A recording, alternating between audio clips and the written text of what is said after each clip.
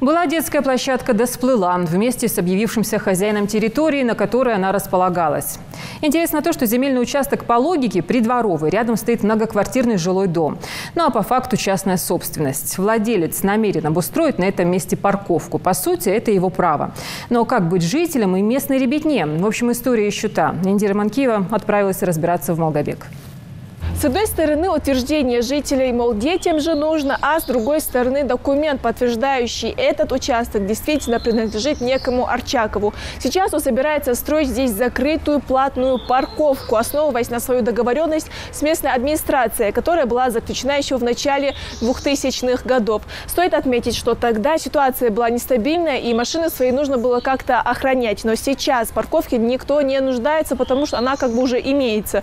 Но вот детская площадка полностью отсутствует. Ее и так не было, сейчас, как бы видите, что с ней стало вообще. История долгая и далекая. Теперь вопрос стал ребром, кто продал и кто купил. Это как раз тот самый случай, когда нынешняя администрация вынуждена отвечать за последствия необдуманных шагов предыдущей. Муниципальную землю, государство вы не можете продать, да, вы не можете. Вы можете сделать договор на 50 лет, на 100 лет, но он сегодня является хозяином этой территории. Хозяин, потому что он застолбил эту территорию и сказал, это мое, как хотите, так и живите. Как людям, вот мы выглянули в окно, все, забор, это пока забор, а потом пип, гудки, звонки, крик, шум, гам, стоянка, машины.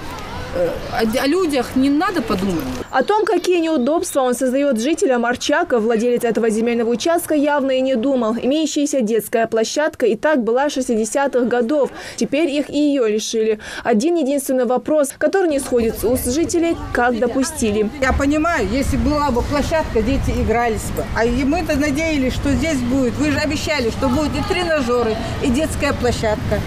А представители самой администрации утверждают, что никакую парковку здесь строить они не намереваются. И дело Арчакова, якобы хозяина земли, давно уже передано в прокуратуру. В 2015 году договор аренды есть у этого человека. Но сейчас прокуратура разбирается. Сколько количество, объем тротуары, дороги, сколько детских. Все определено. Сметная документация готова. В этом году, как я вам говорю, 4, 6, 8, 3 дома мы благоустроим. Возмущаются по поводу детской площадки, точнее теперь уже ее отсутствие, и сами дети. Это было единственное место, где они могли играть, а теперь и этого нет, сетует детвора. Починить поле хотя бы или сделать тут площадку, а везде автостоянки, а тут еще. А сету женщины, например, пожилые мужчины дышат же этим воздухом, они же могут зайти и подышать хорошим воздухом. Дети здесь собирались, играли, женщины вязали. А вдруг дети, которые, нечем им заняться, просто ходят тут и их машины сбивают. Они свое время могут потратить на площадку. В итоге получается, что и местные жители, и администрация на одной стороне борются с захватчиком. Но, как заверил мэр города, даже если они и проиграют судебное дело, детская площадка здесь все равно появится. Она уже заложена в плане, а найти для нее место также не составит никаких проблем. Индира Манкиева, Гапур Чахкиев, Новости 24.